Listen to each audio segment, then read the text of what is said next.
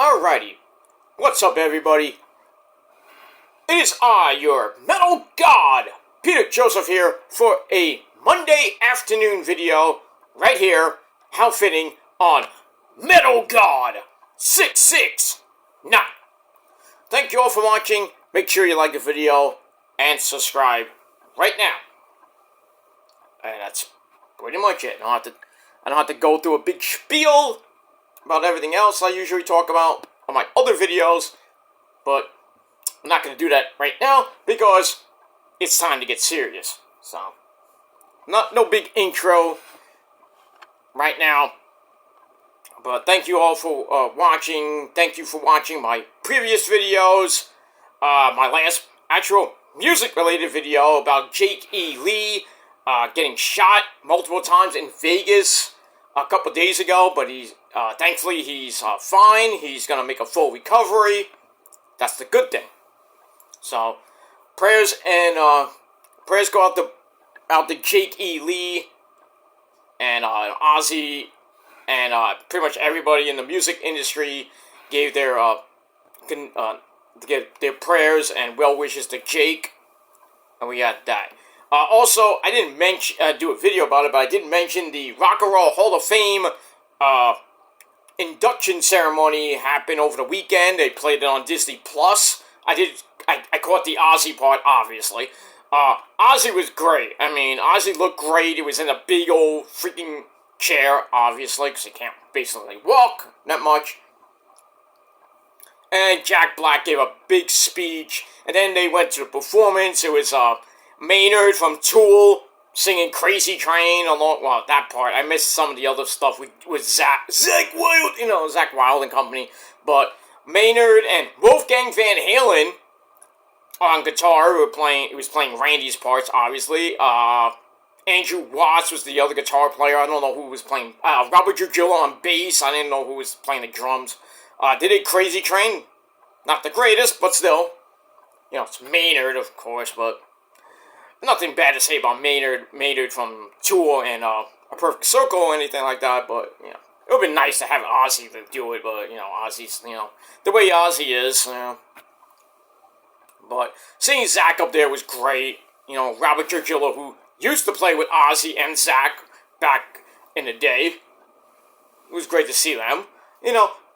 Sammy Hagar, doing Hot Blooded with, because Foreigner went in.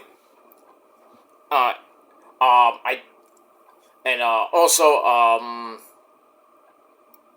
Peter Frampton went in.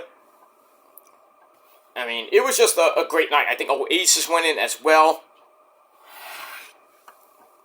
Not that we watch it, but it was a good night at the Hall of Shame induction ceremony.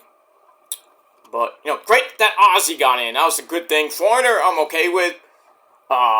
Peter Frampton. I believe Oasis as well. Good stuff. Dave Matthews Band as well. Dave's still doing that creepy stuff he does, but, good stuff. But, amidst all the good things that happened over the last couple days, today we had shocking news today. I just found out about this on Facebook from one of my good buddies. My good buddy Lou, who plays in a Black Sabbath tribute band. Not Black Sabbath, sorry, Black Label Society tribute band. He posted in his group page. Sorry, I got something in my head. Sorry, but anyway, in any case, we lost an icon in the heavy metal realm. This guy. Without this guy, there would be no... This band would not be around with this guy. The original lead singer of Iron Maiden, Paul Di'Anno, has passed away at the age of 66. Damn. Passed away at his home in Salisbury, England, today. And it was confirmed by... on behalf of his family, Conquest Music, which is his record label, confirmed the death of Paul Andrews, otherwise known as Paul Di'Anno, at the age of 66. Don't know what cause of death. I don't know yet. I know he had a lot of. Oh, okay. Well, I'll get to that in a minute. How he passed away. But anyway, for those of you who don't know who the fuck Paul Di'Anno is, well, I'm going to give you a history lesson. He was born in Chingford, East London on May 17, 1958. First came to prominence as lead singer of English heavy metal band Iron Maiden. Between 78 and 81, sang on the groundbreaking debut album, Iron Maiden, of course, and the influential follow-up, probably one of the best albums ever, Killers. And then after he left the band, and then Bruce Dickinson, who's been with the band he was with the band and kind of left the band for a little bit, and then came right back. Iron Maiden has been great so far. They're on the what's it called? What's that goddamn name of the tour that's going on? Got be in 2025. I think it's Days of Futures Past tour, something like that. But anyway, since leaving Iron Maiden, Paul Di'Anno had a long and eventful recording career with Battlezone and Killers, as well as, based off the album basically, as well as numerous solo releases and guest appearances. Despite being troubled by severe health issues in recent years that restricted him to perform in a wheelchair, all those partying days, they catch up to you. Look at Ozzy, he's almost in a wheelchair now too. But still, Ozzy even said, I'm gonna rock out with my cock out when I'm in a wheelchair at 87, you know. Ozzy said he will be on stage in a wheelchair if he had to and sing. He's getting close. He's about to be 76 years old in December. So we got that. Anyway, Paul continued to entertain his fans around the world, racking up well over 100 shows since last year. His first career retrospective album, The Book of the Beast, was released in last month, actually, September 2024, featured highlights of his recording since leaving Iron Maiden. I gotta pick that up. In December 2022, Di'Anno spent time in Split, Croatia. That's a nice name for a city in a country like that. Recording an album with his new project called Warhorse. I heard of them. The band was formed earlier that year by Di'Anno and two guitarists/authors. I'm going to have a problem with these people's names. Joel Madraka, I can't pronounce his name. Hrvoje. Joel Madraka. I really apologize for the butchering of the names. And Ante Pupaklik. I don't know. I don't know these Croatian names. I don't even know that Croatian, but I apologize greatly for the mispronouncing of the word. So, you're from Croatia, and you're like, what the hell? You know, I'm sorry. I don't know Croatian. I don't understand Croatian first names. I'm sorry. But anyway, the resulting LP was made in July 2024 under the Paul Di'Anno's Warhorse banner. Less than 2 months ago, Paul had been performing in a wheelchair as a result of serious health problems for most of the past decade. Discussed the progress of his treatment 2 years after he underwent major knee surgery in Croatia. Damn. I didn't know about knee surgery. It is not fun.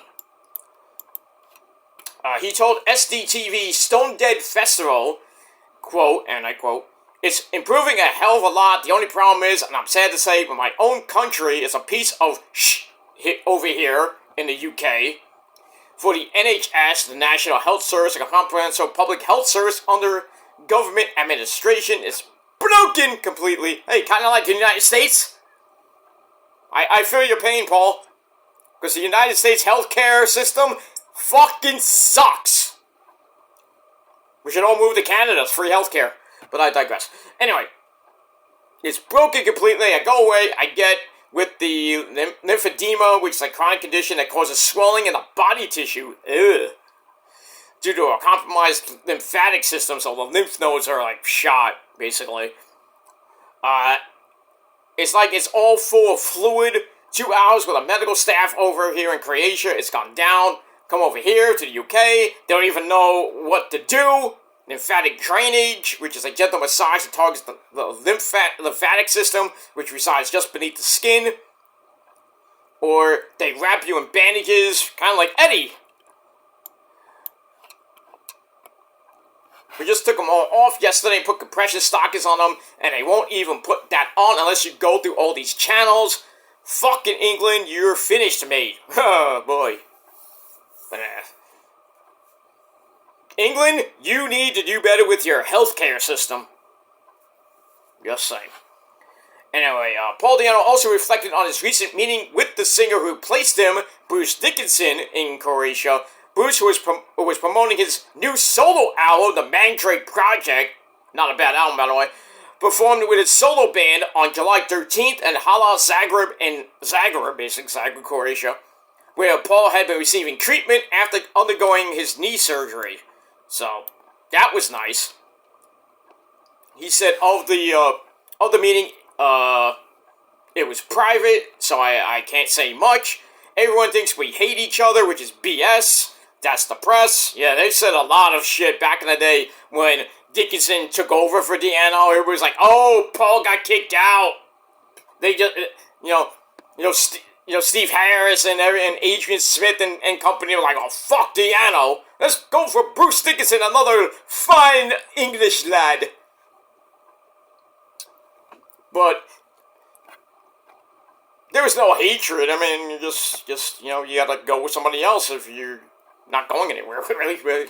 Anyway, that's the press. But we've known each other, obviously, from when he was in Samson, yeah, his former band, and all that. So, yeah, it's all good. So that's good.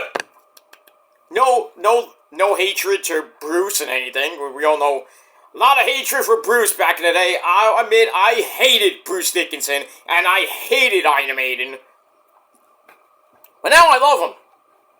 So, don't judge a book by its cover. Especially with a guy like me. Just saying. But, I hated Iron Maiden so much. The ever-popular Iron Maiden gets egged by the fans thanks to Sharon. Sharon Osbourne got a lot of hate for that. Rightfully so, but she fucking hates Bruce Dickinson. I don't know if she still hates him, but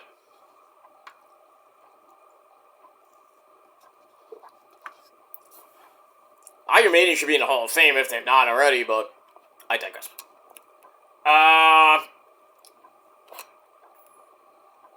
He was actually gonna, they were doing signings, basically, in Zagreb, and I was gonna go up and do 3 songs with a Maiden covers band. Not the Iron Maidens. That's Nita Strauss's band, by the way.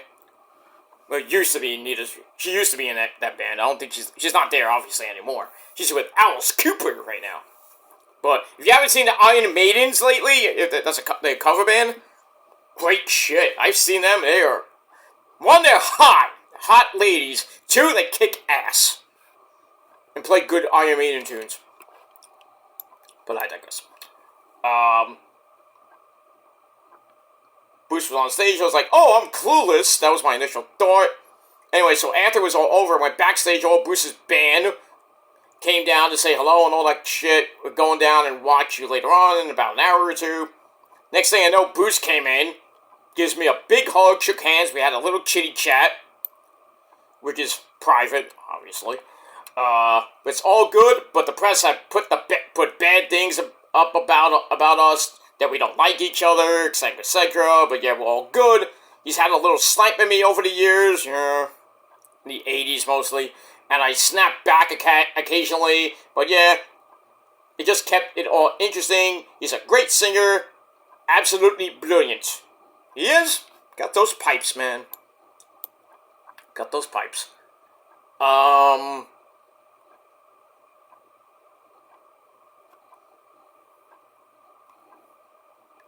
See anything else?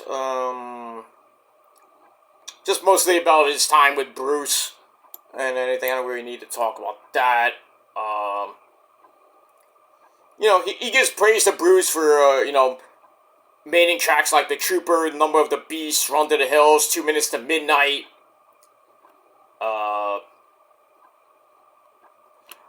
And then when Bruce tries to do the old Iron Maiden stuff from the Anno days, like Remember Tomorrow, Running Free, Wrathchild, Killers, or anything from the first 2 Maiden albums, he doesn't have the pipes to do it. Wow. Well, he's old now, Paul. Come on. Your voice can often explain a lot about your background. I think my voice shows that kind of rough, lower class background it came from. Bruce has like a public schoolboy image. He sounds amazing still. But it is what it is. Yeah, that's pretty much it. I don't have nothing else. Let me see, anything else? Yeah, that's pretty much it. So basically, you know, I gave a little bit of backstory and the love-hate relationship, so-called, with Paul Di'Anno and Bruce Dickinson and company. But everything's good. Everything's good on that end, which is great. You never want to see, you know, former lead singers, you know, go after each other. Sammy Hagar, David Lee Roth. Don't even get me started with that shit. But anyway... But a sad day in the world of heavy metal. We lost an icon, Paul Di'Anno, former lead singer of Iron Maiden. He is now in that great big concert hall in the sky, rocking out with his cuckoot, with like Lemmy, Randy Rhoads, so many others that are in that great big concert hall in the sky. Jimi Hendrix, Eddie Van Halen. You know, Neil Peart, not Peart, it's Peart. Whatever you want to call it, I don't care. That's of Rush fame. You know, so many other great metal rock guys that are up in heaven just rocking out with their cocks out. It's just amazing. But it is what it is. And that's that. So, as I always do with my tribute videos, which are not for clout, because everybody thinks I do these videos for clout. No. If I get a lot of views, great. Great, because people watch. People, oh, by the way, let me repeat that. People watch my videos. I don't care about if the people don't comment on it. I don't care about that. But, like I said, I'm just doing this for fun and just doing this as a hobby. So, you know, don't really care about, I mean, I get a lot of views, great. But does it really affect me? No, I'm not making any money off this fucking website as it is anyway, because I don't even need the money off YouTube. You know, because I got a regular job, which I finished 45 minutes, like not even an hour ago, basically. Now I have to run out actually soon, because I have to go to the doctor. Excuse me. Well, not doctor, I have to go to my therapist. So, yeah, I go to therapy, so... And then tomorrow I gotta go to physical therapy in my shoulder, so, because it's acting up, so. But anyway, as I always do in my tribute videos, ladies and gentlemen, it is time that we raise our glasses, or whatever we got, to Paul Di'Anno, a great man, a great lead singer, and Iron Maiden will always live forever. You know, I do have Killers, by the way, so I'm gonna throw on Killers later on tonight. Blast it, throw it up to 11, like that great Spinal Tap would say, throw it up to 11! So, to Paul Di'Anno, rest in peace, my brother, rock on, sir. Cheers.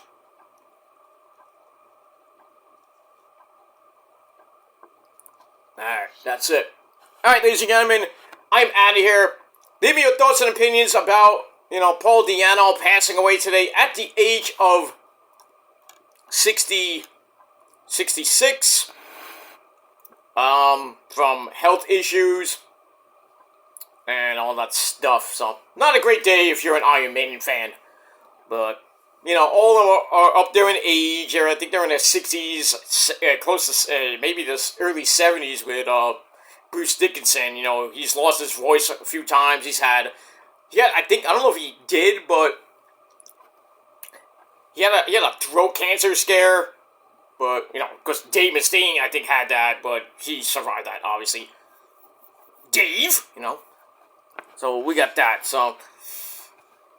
But you never know when our last day may come. I always say this on my videos. live life to the fullest. Live life at 90%. The other 10%, I don't know. But live life to the fullest because we never know when our final day may come. Could be today, could be tomorrow, could be next week, could be next month, could be next year, next 10 years. We don't know. All we know is the man upstairs, when he calls our number, even if we don't want to go, we might have to go. But we can't, turn back time. There was no fountain of youth or anything. There's no Dragon Balls. We can't wish for immortality. I wish we could, but if we all had Dragon Balls, we'd be all alive by then. We'd be like 200 years old. Be on YouTube at 200 years old. I said it, But I'm trying to be funny, but anyway. But, just live your life every day. Just take each day as it comes. Because we never know when it'll be our last. So that's it. Alright guys, I'm out of here. Thanks for watching. And Apollo, rock on, my brother. And that's all I gotta say about that. Thanks for watching, everybody. Until next time, once again, rock on. Peace.